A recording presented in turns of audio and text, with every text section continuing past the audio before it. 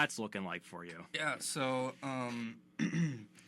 we just got approved 3 days ago to start rebuilding the chapter, and we have we done a couple of things to kind of make ourselves known on campus a little bit, just so we can get that done before the summer, and after the summer we'll be starting fresh, and we'll be our own chapter. Well, congratulations, first of all, and we're going to get into the approval process for what it took to get Sigma Gamma off the ground. So for starters, I guess we have to really talk about what inspired you to do this. Yeah, so it all kind of started from my uncle.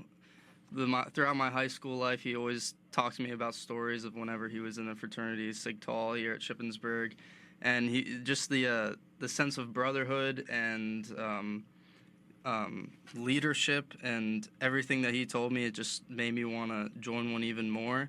And I spoke to a couple alumni from Sig Tau at the homecoming football game this past semester, and I just could tell how adamant they were in bringing it back, and I knew I had a bunch of support from those guys, and after that it was just off to the races. And the last time that Sig Tau was on this campus, I believe it was 1999, you told me before the show. So this is or around that time, so about 26 years of them not having a chapter here on campus. So for them to present that interest to you in mid-October and then being able to run with that for 6 months, that had to have been a remarkable effort. So talk about that process as much as you can as far as what the past 6 months have looked like. Yeah, so the biggest thing was just putting together an interest group and finding guys that were interested in starting this up and being alongside of us. And we have a great group of guys with us. We had, before the presentation, we had about 16 guys, but that dwindled down because of time. There was a lot of back and forth from headquarters and the school, and a bunch of guys just lost their morale. But we managed to. We're building it back up, and the biggest thing with that whole process was just finding out what we need to do to get this going and executing it perfectly without any mistakes, and I believe that we did that very well. Did you ever have anything like this in high school or at any point in your life where you were helping launch an organization? No, not at all. So this was all new to you. What did you learn about yourself in that process? I learned that I never saw it, but I am more of a leader than I thought, if that makes sense. Yeah. Just talking to these guys and telling them what the alumni and what headquarters and what we want to see get done, and them going along board with it. It was great. Right, and one of the most, probably the culminating step in this process so far was the pitch that you would have given to the Interfraternity Council here on campus, as well as other Greek life representatives. I think it was less than 2 weeks ago that it happened. So when that pitch happened, what was the preparation for that moment like, and how did you, what items did you talk about in that pitch to try and sell to the community why this chapter was necessary? Yeah, so I remember it. I was working one day and I got a call from Nationals, and they told me that this meeting would be happening, and I was asked if I felt comfortable giving a little speech. So from that day until the pitch, I think it was about a week, I just wrote up a speech of, just stuff from the heart, stuff that I felt would pass these guys and get their interest. And I discussed our safety structure. I discussed how it would benefit them, not just us, and Greek life as a whole. And I was a little nervous up there, but I held my ground, I would like to say, and it was a great experience. And I feel like we won a couple people over because of the speech from not just me, but the headquarters and the alumni. Well, did anybody ask any questions afterward? Yeah, there was a bit of questions afterwards, but that was expected. They're obviously going to have some questions, and without prior training from Nationals and the alumni or anything, we answered the questions as best as we could. Yeah. Yeah. And that's probably the most intense part about the whole thing, because at that point, it's very hard because you're no longer referencing things that are rehearsed. I'm sure you went through that presentation a number of times before you actually executed it. And then once you're in the moment and they ask you questions, it's hard to prepare for the questions that people are going to ask you, which is kind of why this show is a little bit different. We hope trying to give you those questions ahead of time. Yeah. At least that's what Drew has been adamant about doing this semester. But I guess one of the things that, I look at any organization who comes on the campus, and we've had a number of new organizations coming on in recent weeks and years. A golf club came in, a Turning Point USA chapter is now here on campus. So Sig Tau Gamma for you guys, this is the big moment. But why is Sig Tau, why is that necessary here on this campus? Because we have a lot of other Greek communities. What makes Sig Tau so special? Well, I mean, the history of Sig Tau goes back to the 60s, I'm pretty sure, and there's a lot of current members of Greek life, current fraternity brothers whose parents were actually Sig Tau alumni. I remember in 2012, whenever PSK was got started here on campus, the guy who started it, his dad was actually a Sig Tau alumnus, and I've heard from other brothers that their dad was a Sig Tau alumnus, and it just showed me how much Sig Tau has, been around Shippensburg and how deep the roots go and everything like that, and it's really crazy to me. Yeah, I mean, that's what's important about this campus, and I think that speaks to anything about this campus at large, is we are so much a legacy-oriented school. It does not take you a long time to find somebody whose dad, whose mom, whose relative went here years ago, and the successes that they have had, and definitely being able to pass on that gift to a future generation. And in your case, you're restoring that ability from past generations. I think it's quite admirable. And again, you mentioned your uncle's legacy, being with Sig Tau, and everything that goes along with that. I think that's a very impressive thing, because I don't know if you could estimate how many hours of work you did on a weekly basis between October and now, as far as getting that started, or do you have a number? No, I'm not off the top of my head. Well, but it was a lot. It was a lot. Yeah, and probably a lot of hours of not getting sleep, that type of thing. Just trying to get all that paperwork done, the regulatory hoops that you'd have to be doing at the headquarter level, the university level. Again, they were substantial, but obviously, in your case, that was a matter of hard work paying off.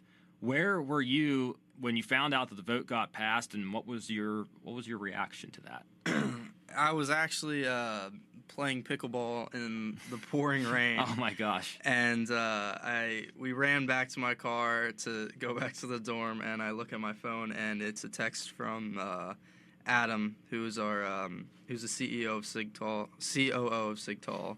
And he told me to check my email, and I looked at my email, and sure enough, accepted. And I was with the guys, and I told them, and it was just a big celebration from there. There's nothing like a good email like that. Whenever you get that sort of email or that phone call that says you got accepted for something, and it's kind of a vindicating thing whenever you don't know if you're going to get it or not.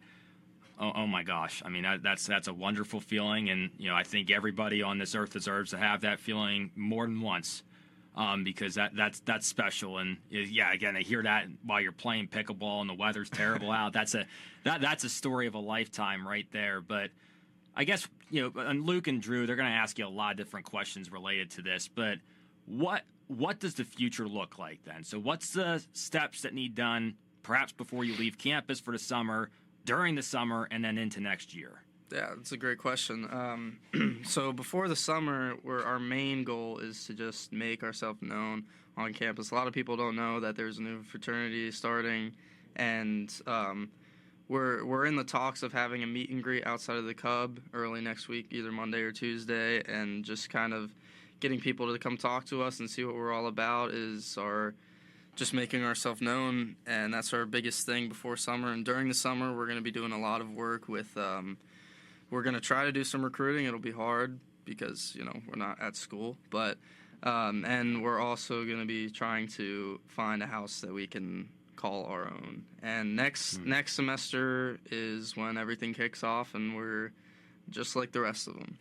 And it's got to be a passion project. You have to care about it very, very deeply to put in that amount of work. And like you said, that's the one thing that, unfortunately, I don't know if, obviously you've passed these hard hurdles to do, but in order for the organization to really get successful, those feelings of burnout that people are naturally going to get, those cannot get you down. You know what I mean? Because, you talked about first you had 16 people and then you kind of lost people. Were there times where you were doubting things? Oh yeah, for sure. Once I heard that, a lot of my the 16 were transferring out, and it kind of crushed me a little bit. But we kept going. We just looked at it as another obstacle to overcome, and I'd say we overcame it. And it's very inspiring because, you probably knew that there were probably others out there who were doubting you guys, looking at it from the outside, saying there's no way they can pull this off. The last time, again, it's been a while since we've had a Greek organization be established on campus, and in this case, you're refounding an organization, so the work to do that is substantially difficult. But whenever people are across the board or looking at it again, they can't do it, they cannot do it, your back's against the wall, and you did every step you had to do in order to get to this point. It's a lot to be said, TJ, and I really think that I think that experience more than anything is going to serve you well 3 years from now. Because I can tell you, as a freshman coming onto this campus, I would have never had that drive to think I'm capable and ready enough to start an organization. Yeah. And you were smart for doing it now, because as college progresses along, things are only going to get more and more busier, more and more stressful as you're preparing for your career. But to do that your first year, that shows a lot about your devotion to not only SIGTA, not only to your family, but also to the campus community itself. So I really do commend you for the work that you've done, and the work that many of your companions have done as well to get to this point, because that's a special thing. So again, I talked about what's next for you guys. You went through that process. Obviously, it's a numbers game now. You start an organization, start small. What types of people are you looking to bring in? Just guys that share the same beliefs as us, and guys that have good integrity, good character, guys that we could call our brothers. We're really looking for guys that want to excel academically and excel within their community and kind of make themselves known in that sense. Yeah, well-rounded people by the sounds of it. So, TJ, I'm going to transition over to Drew here in a second. So just want to thank you, of course, for your time again on the show. You're listening to Greek Speak on WSYC 88.7 FM from Shippensburg University with hosts Luke Rainey, Andrew Mercier, and Luke Hillegass, joined by special guests for engaging conversations every Friday at 10 a.m. What's going on, man? What's up, Drew? This is definitely probably one of my favorite ones. I feel like I say that every week, but getting that text from you earlier this week, and you're like, hey, what are the odds that we can do this? And I'm like, let me figure something out, all right? And, I just want to start off by saying how proud I am of you. You stood in our basement, you come and hung out with us, your first couple days here at Ship, and, I got to see your character. I got to see who you were as a person. And I respect the heck out of you, man. I really do. And, I told you walking up here, I had all the confidence in the world that you were going to do it. But, in the back of my mind, I felt that in some parts, Greek life was almost a dying culture.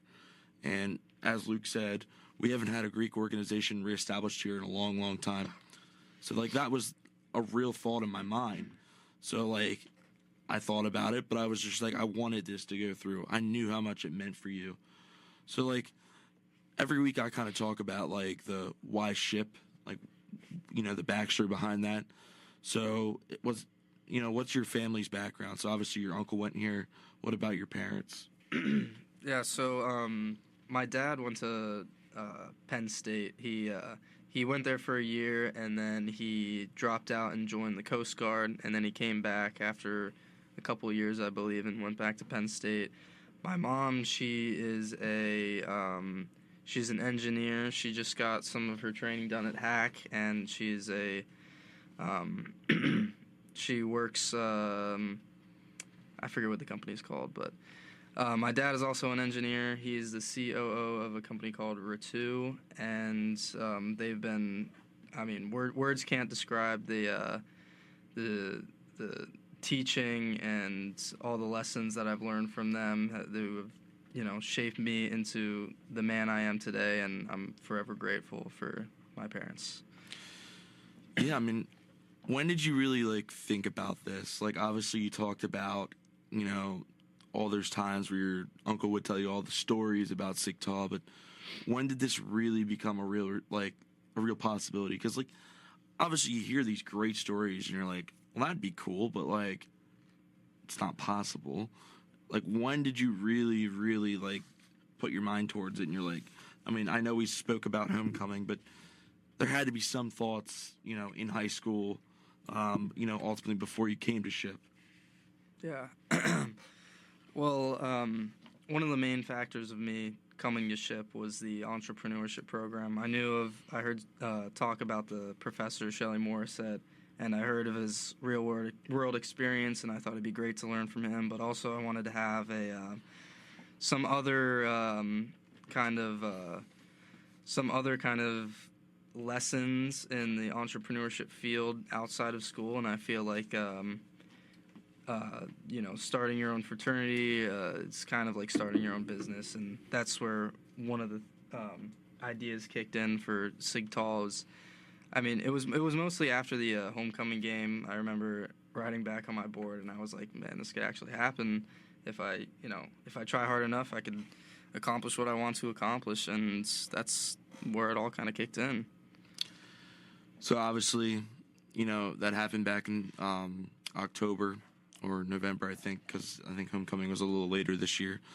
But what were the talks like when you went home over winter break, maybe with your uncle, with your parents?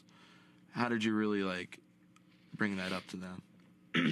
Well, my mom wasn't, very pleased, but my dad, he loved the idea, and he thought it was really great for me. And I remember, I think it was Thanksgiving, I'm pretty sure.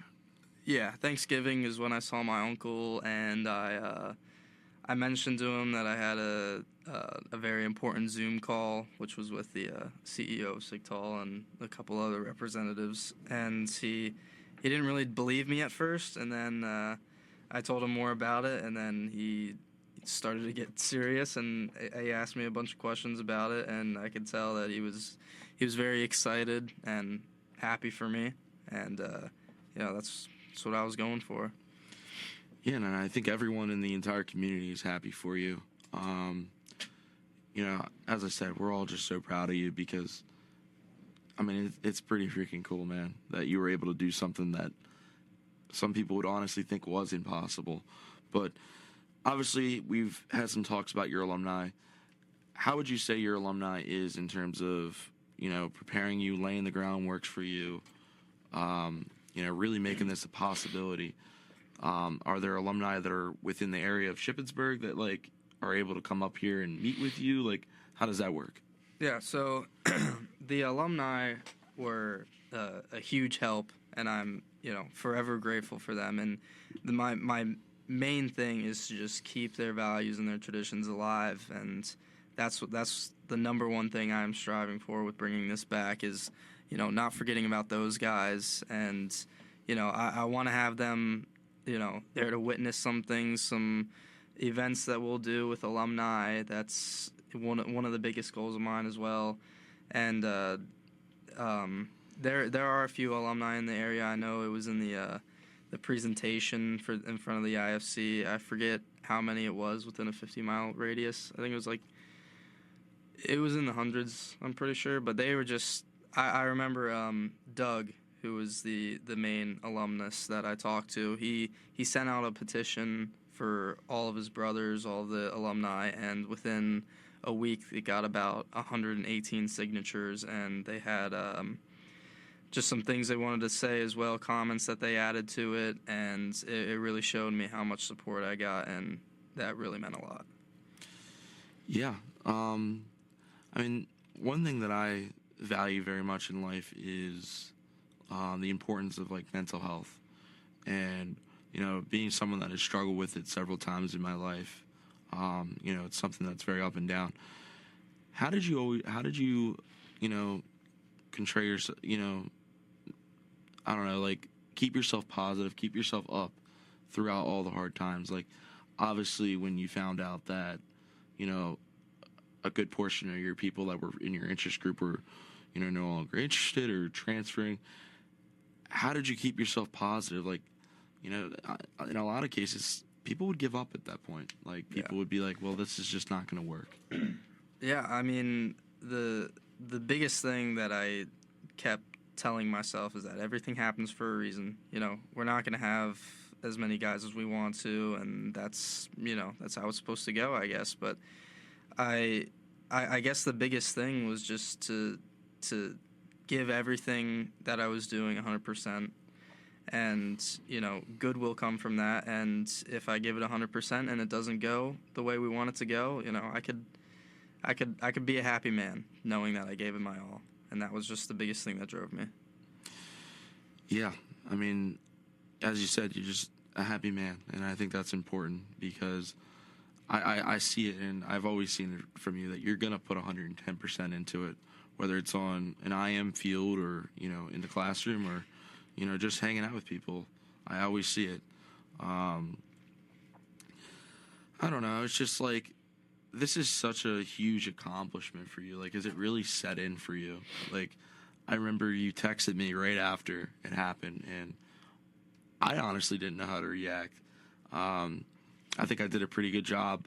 Usually, Hillegass over there will admit to this one. I'm usually really bad with my mouth. Usually I can't really keep secrets. I'm usually very, very open. But that was one of those secrets. I've gotten a little bit better at it. But when you told me, I didn't know how you wanted me to approach of it, so I said nothing. I didn't tell anyone. I think I might have told Luke, but Luke's part of IFC, so that's kind of why. But that's about it. Like, has it really set in that, like, this is happening, and, like, you're the guy that is leading this organization into the future? Yeah, I mean, it hasn't 100% set in with me, but there is it's still there, you know. But yesterday we went around and we gave some gifts to a couple of the fraternities and a couple of the sororities, and we had some conversations with them, and that's when it kind of you know, set in, and we got some praise, and we got some negative feedback from a couple as well. But, you know, that's right there is when it kind of set in. It's like, you know, this is gonna happen. That's life, though. Yeah. Like, you're always gonna have haters. You're gonna have supporters. You're gonna have haters. But, you know, I will say, and I guess we can make it a little bit open, is we were one of your stops. You came right to us, and I'm not gonna lie, I had a really big smile on my face. I think you came right up to me, and I had a huge smile on my face because I kind of knew what was gonna happen, and you know, it was kind of really cool to see. I was kind of one of the first people to greet you, and then a bunch of other people came over, and I mean, I will name drop them. 2 of your biggest supporters and 2 of my good friends. Yeah. No. Are Owen and Tice. Really good friends of mine, really good friends of yours. Yeah, for sure. You know, they were another people that really greeted you and were like, congratulations, man. Like, and then Tyson and I talked after you left, and we're like, again, we were just so proud of you. But ultimately, so you did talk about, we're kind of switching gears a little bit. So you talked about, you came here for the entrepreneurship program. Yeah. Are you double major, or are you a entrepreneurship major, or what's your area of study, and, you know, what's your goal in life? I mean, this is a pretty good resume builder right here, but what's your goal in life, you know, through, you know, 4 or 5 years down the line? Yeah, I mean, my specific field is entrepreneurship. That's the main thing I'm studying, and then after college, I'm definitely looking to start my own business. I don't know what yet, but I still got 3 years to think about that and accomplish that. But I'm planning on starting my own online business with me, a couple of friends, and after that, you know, long-term goal down the line is to own my own restaurant and, you know, be the bartender. It's a dream of mine. It's always what I've wanted to do, and, you know, I'm gonna do everything in my power to make that possible. Yeah, I mean, you seem like you're one of those people that, like, anything I put my mind to, I'm gonna do. I'm gonna try my hardest to do it. Yeah. And it's really encouraging, and obviously with your interest, guys, I'm sure they see that, and I'm sure it rubs off on a lot of people. Like Mr. Hillegass over there, our new president of our organization. It's another person I couldn't be prouder of, and I preach that every single day. And he has that leadership style that's like very, very, like, it rubs off on a lot of people. It's what's the word? Contagious is the word I'm trying to say, and I see that with you, and with your business. Like I see that, and kind of connecting it back to the fraternity. Would you see yourself being? I mean, obviously you're putting all this work into bringing it back. 10 years down the line, do you see yourself being the new Doug? I mean, definitely. I can't just do all the stuff for it and just walk away after I graduate. I'm still gonna be there and support and see what these guys are doing and how they're running things. It's I can't. I'm very excited for after college, but I'm more focused on right now, and I'm definitely looking forward to see how it is after I leave. Yeah, I mean, there was one thing that I learned in high school, and it was a thing that I will always live my life on, is leave it as you found it or better. And I really stress the or better aspect. You're coming into this, you're creating something, or, bringing something back. You want to leave a legacy. Yeah. And I really do see that. But I'm going to transition over to Mr. Luke Hillegass. I think this is going to be one of his favorite ones. You'll hear the word leadership come out of his mouth about 20 times. But thank you, TJ. And I want to give a shout out to PSECU for supporting our station, and thank you for donating to our station. Hey, TJ. All right, so I know you touched on it a little bit before when you were talking to Luke Rainey, but what is some of the leadership that was involved in bringing this back? Obviously, there was probably a multitude of different skills and strategies you had to invoke to get all these guys on the same page as you. But if you want to touch on that a little bit, like what kind of leadership skills you had to employ to make sure that this got off the ground. Yeah, the biggest one was definitely direction. I mean, pointing these guys in the right direction and, getting them to do these things with me. A meeting we had, some of the gifts that we gave, and other things like that, just to, I guess, for all of us to be on the same page. That was a big thing. But most of the guys already were. They knew what they were getting themselves into, and they knew how much work it would be, and they executed it perfectly. I mean, I presume a lot of it would be guiding most of the guys to share your collective vision, making sure that they understand what you wanted to get out of it, so that they could understand what they wanted to get out of it. That's a lot of leadership, especially within Greek organizations, is you deciding as the main guy, deciding what you want out of it, so that everybody else can kind of help you get there and also understand what they want out of it as well.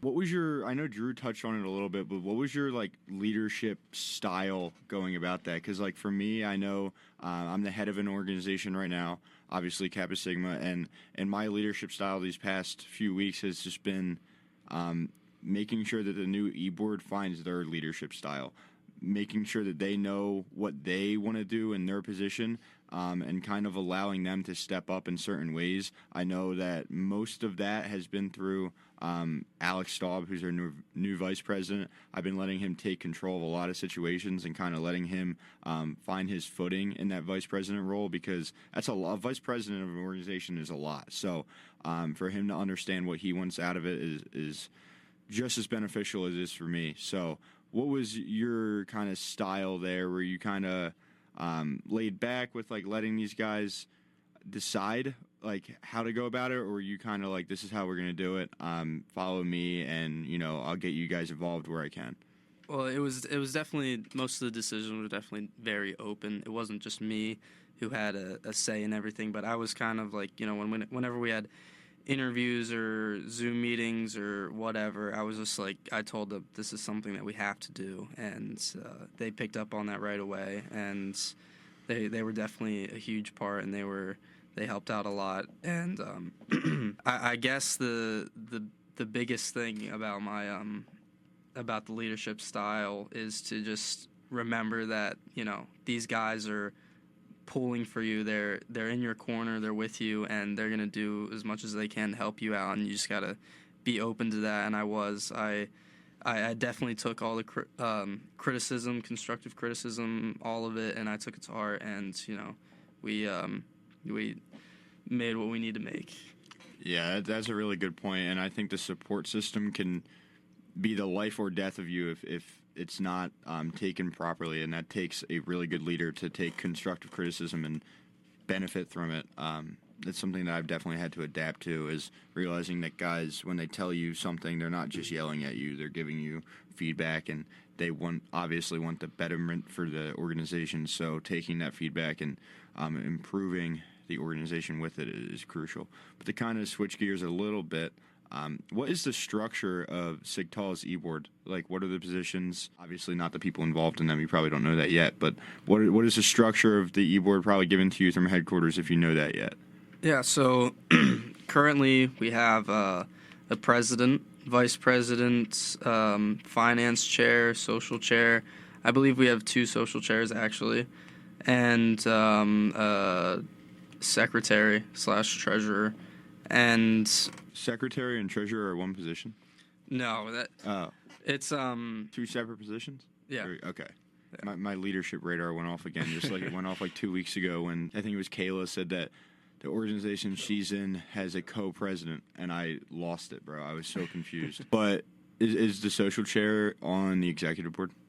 Yes. One of our social chairs is also the vice president. I believe that's what one of our what's it called? Our chapter coach elected our social chair, as well as elected social chair, vice president as well.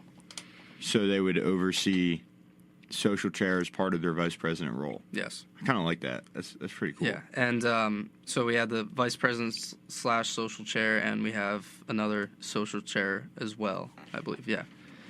That's cool. So like for us, like each e-board position would oversee certain aspects of it, obviously, but they would also have chairs as well. So like when I was the treasurer, I oversaw fundraising, philanthropy, and finance, and they all had their respective chair holders. Is it like that, or are you unsure yet? Like, does each e-board position oversee a set of chairs, or is it everybody just kind of does their thing and then the chairs report to the president?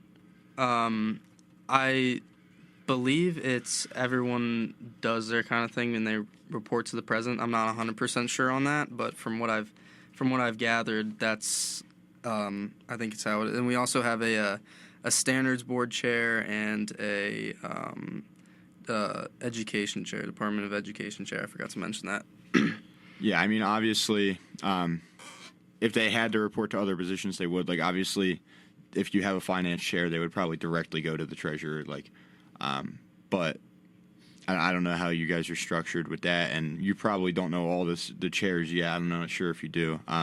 That stuff could probably come later, but yeah, I was just interested to see the structure and how it's going to be, I guess. But I'll switch a little bit back to your comment about wanting to own a restaurant in the future, and you are entrepreneurship, right? Yes. Yep. So is your career path of choice, you want to go into hospitality, or you want to open a restaurant right away? Like, how's that going? Like, are you just going to get out of school, see if you can go into hospitality management maybe, run a restaurant, or are you just going to try to get a startup as soon as you can? So the restaurant that's a lot more down the line. Before the restaurant, I want to have some kind of online business, selling something. I don't know what yet, but I still got some time to figure that out, I guess. But that's mostly what I'm studying for, is for the online business and eventually the restaurant. Yeah, because I'm management, just business management, no concentration, and one thing or the career path that I want to go to is hospitality and hotel management. So, and obviously we don't have that here. So I'll probably get a master's in that at a different school, and go about it that way. But I was just curious if you were also going into hospitality, or you were just gonna try to get that startup. But that's definitely interesting. Do you know what kind of online business you want to get going, or do you have like a focus, or are you just doing whatever you can when you get out of school? So my father is on the verge of retirement. I think he's got a year left, I believe, a little less. And one of his hobbies right now is woodworking. He has his own woodworking shop, and he makes custom flags and custom signs for friends and family. And he wants to start selling them online. And I am definitely going to make that my first big project, and I'm going to put as much as I can into that. And that is kind of my area of focus for what I want to do with the online business, but I also want to do something else as well. I don't want that just to be my set thing, you know? Yeah. Yeah, that's a good point. And to kind of connect the two things we've been talking about, how do you think this whole SIGTAL thing has gotten you prepared for your career? Do you think that you've learned things that you can use in your career? Do you think you've learned experiences?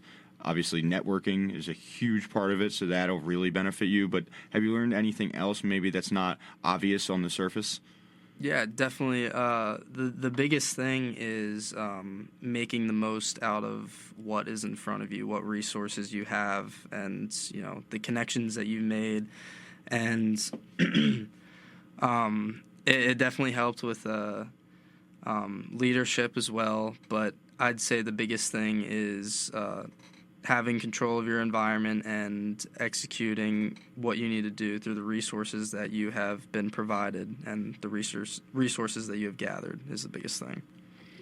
This whole show, you've talked a lot about executing, and I think that word is so powerful, and it is such a great thing within leadership, because you talk about it all the time. Like, you have things you want to do, and it is all irrelevant if you cannot execute it and you cannot bring it to life. And obviously that holds extremely true in the whole SIGTAL process. Like, you had this idea, everybody's talking about it, everybody sees it, but the execution is what brought it. I know we've been talking about it the whole show, but if you could touch on a little bit more, like, really what that means to you, because I mean everybody sees it, but like, what really was able to bring it to life? Like, what made it so real and so able to execute? I know that was not the way to describe it, but I don't really know how to put that to words. If you can pick up what I'm putting down. I understand. What I guess the biggest thing that made it all possible was the support that I've got from some people in the IFC and other fraternities, and just how they want to help out. I've got quite a few people who have said like, if you need anything along the way, if you need any help with anything, any questions, you're good to ask us. Just their I guess their commitment to restoring Greek life and all the things above is what was the biggest factor in making it all possible. Yeah, I mean, like somebody said, I think it was Andrew said before, I do serve on IFC, so this has been something we've been talking about since last semester when I got into IFC. So to see it come to life is truly remarkable. And I'm just a little curious. We're going to take a break here in a minute or two, but I'm curious, do you see yourself serving on IFC after all of this? Because obviously IFC had a big part in all of this. So do you see yourself serving and trying to make a change on the IFC executive board? Yeah, I when the couple of times that I've spoken to Bridget whenever she was in office, I always mentioned my interest in the IFC and how I would like to be a part of it. And I guess next year, these next couple of years, I'm gonna do my best to try to land a position there, whatever position that is. I'm okay with, just to be on there. I can see how it definitely makes a difference in fraternity life and Greek life, and that is something I definitely do want to be a part of. My biggest suggestion is just to get some representation for your organization on IFC, because obviously, the impact that you're able to have on Greek life is astronomical, but also it goes back to your organization and the representation, and everybody's on there to help Greek life, but also their organizations at the end of the day. So having some representation, being able to speak your guys' mind to the rest of the exec board is crucial, in my opinion. I'm really glad that Theo and I have gotten an opportunity to serve on the exec board, because it's definitely bettered Greek life and bettered Kappa Sigma as a whole. But we're going to take a quick break. When we come back, we're going to switch it up a little bit. You're going to be asking us the questions. So we'll put you in the hot seat a little bit. But, you're listening to Greek Speak with Luke Rainey, Andrew Mercier, and Luke Hillegass, with engaging conversations about all things Greek life on WSYC 88.7 FM from Shippensburg University. Okay, so we're back at it here, TJ. I just simply put, like we've been doing for past episodes, what questions do you have for us? Right now, TJ, let's go. I guess the biggest thing I have to ask is, how did you guys kind of start Greek Speak? I mean, how did that come about? What were the steps and all that? Well, so it's funny you mentioned that, because this was the final, this is my final episode of the year, and I was going to end this episode by talking about that exact point. But mainly it started as a way to, have some student media participation, but I'm going to give a more in-depth answer when the show ends. But again, participate in student media, bring Greek life to student media, and also give people an outlet to express themselves and speak about the values that Greek life has instilled in them and the ways it's benefited them. So we had to get approval, of course, from the GM of the radio station, Jenna Cornell, in order to do it. Approval from the former director of Office of Fraternity and Sorority Life, Bridget Allen, who recently stepped away from the position to pursue another opportunity elsewhere a couple weeks ago. And then, of course, we had, for every chapter where guests were participating, they had to understand what their chapter's expectations were of them as guests. And as you talked about, there's certain expectations for you whenever you're on this show. So really, it was a lot of stakeholders who helped make it possible, and I'll elaborate further into what this has meant in a personal level for me down the road. But thank you for that question. Yeah. I also, who would you say is what would you say is the episode that you are most proud of? Well, this one's been good, I would say for sure. But I think some other ones I think back to was, there was an episode that I did with Michael Luzzi. He's one of our, in my opinion, greatest brothers in a fraternity, one of the most involved and dedicated, not an officer, but he certainly, his position is perhaps one of the most vital, or his positions is perhaps the most vital of any brother in the fraternity, other than the executive officers. But Michael and I really had some heart-to-heart conversations during that hour. It was just the two of us on it, and really got to the essence of things. Talked about his background in early education, his positions on what that field looks like, and really, I've shared a lot of emotional experiences with Michael over the past year. So that was a great episode. And again, this one's certainly up there too. But I thought we had some great conversations with Theo Campomanes a couple weeks ago. That was the one episode where we had the 4-person setup going. It was very much a free-flowing talk, but I did enjoy that. But I'm sure Drew and Luke, they have their own favorites to think about. So if they would like to share, I imagine they've got some ideas. Yeah, it's been an incredible ride so far, and there's definitely been some great ones. I look back, I think our Luke Hillegass' episode was actually pretty good. That goes all the way back to season 1, episode 3. There's been a lot of episodes. This one's been a lot of fun. The whole point is supposed to, educate people in different organizations, people's experiences. So yours has been really good, but one of my favorites has got to be Tice Black. It is our most viewed episode on Spotify by far, and he just had a lot to talk about. And the reason why I like that is because for a long time he was one of those people that was like anti-Greek life, like I'm not gonna do it, and then he ends up doing it, and he's one of the most involved brothers I've ever seen. So I see a lot of Tice in you, in a sense of, if you're gonna do something, you're gonna do it to your full potential. So Yeah, those are probably my top favorites, or my favorites. The ones with Hindi, Brittany, and Kayla, they were also pretty good. But, yeah, those are my favorites. But I'll hand it over to Luke. Yeah, I mean, my experience on Greek Speak has certainly been different than Rainey's and Drew's, because I didn't start it with them, but I came on later, and I was a guest, so I was sitting in your seat right now that you're sitting in, like they said, like the third episode of Greek Speak. So that was probably my favorite, I guess, because it opened my eyes to this whole possibility of things. But aside from myself, I'd say, even though I wasn't on it, the Bridget Allen one was awesome because it provided a different view on things, similar to how you are, because you're not in a, you're founding an organization, so it's not the same as if somebody comes in just, general member or knee board position in a organization. But she definitely provided a unique view on things that we don't get from every guest. And Hindi as well was a really good episode because I served under him on the e-board last year, or this whole past year, I guess. And just his view on things, publicly was really interesting to see what he thought and how the year went, aside from just me and him talking. So, yeah, I thought that was a really unique perspective on things.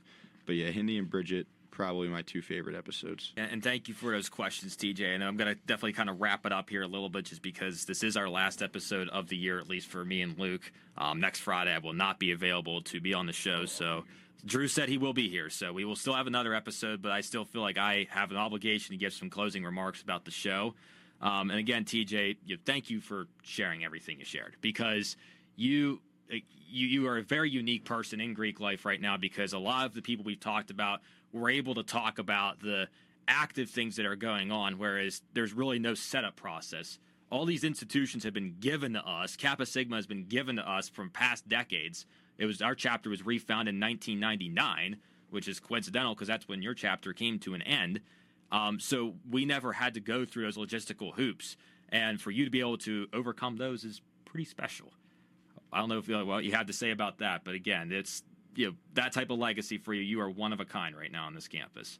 But thank you very much for those kind words, and thank you very much for having me on here. It's really it's an honor, really. Yeah, of course, TJ, and we wish you the absolute best of luck. And I'm sure as Kappa Sigma, yes, you're a different fraternity, so rivals in that sense, but also Greek life is one, so Greek life is going to be elevating one another in situations like this. But to close, I just kind of want to get back to the reason why this show came about in the first place, just talk about that for a little bit, and just some thoughts about how this year has gone. So, of course, I'm involved in both student media and Greek life, and those are both things that I take a lot of pride in.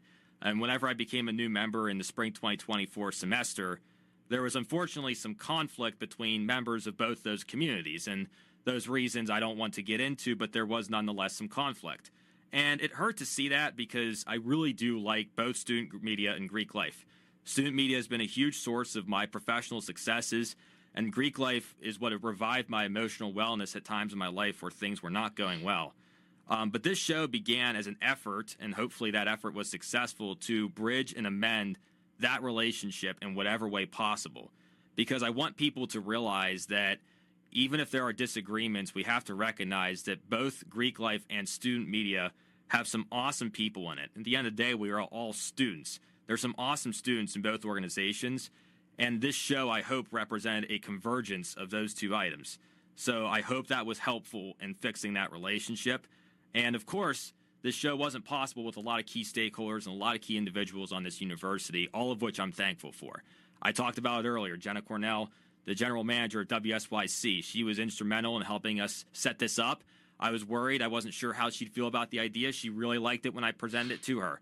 Bridget Allen, former OFSL director, she was the same way. I wasn't sure how she'd feel whenever we talked to her about the idea, but she absolutely loved it.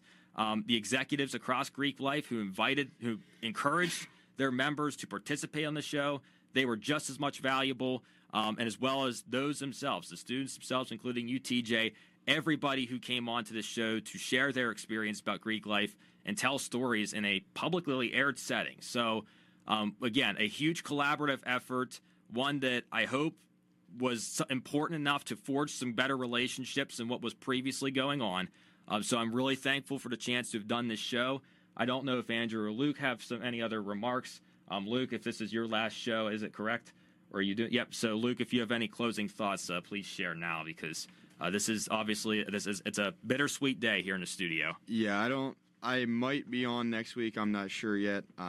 Obviously, moving out of an apartment is a large task, so I'll see if I'm able to make it on. But if I'm not, thank you guys for giving me this opportunity. It has been something remarkable, and we'll see if you want me back next semester and what the future holds. But You'll be back. for this semester, and yeah, it's been awesome, and thank you guys so much. Thank you, TJ, for coming on today and sharing your experiences and your opinions. And I think this today was awesome, and this semester has been great. So yeah, thanks again, guys. And thank you to everybody who listens to our show as well, because it is always rewarding to hear from people every now and then, as far as thank you. Oh, I talked about this, talked about that on the show. Oh, I really enjoyed that conversation. And then, can I be on the show myself? It was nice to hear that. Nice to hear that we had a large enough audience to where you get those comments in your day to day throughout the week. So I appreciate everyone who spent the past year with us. And on behalf of myself, Andrew Mercier, Luke Hillegass, we thank you for listening to this episode with TJ, one of the refounding fathers of the Sig Tau Gamma chapter. And of course, again, TJ, best of luck on that endeavor. But until next week for Drew, and until next year for us, we'll see all of you later.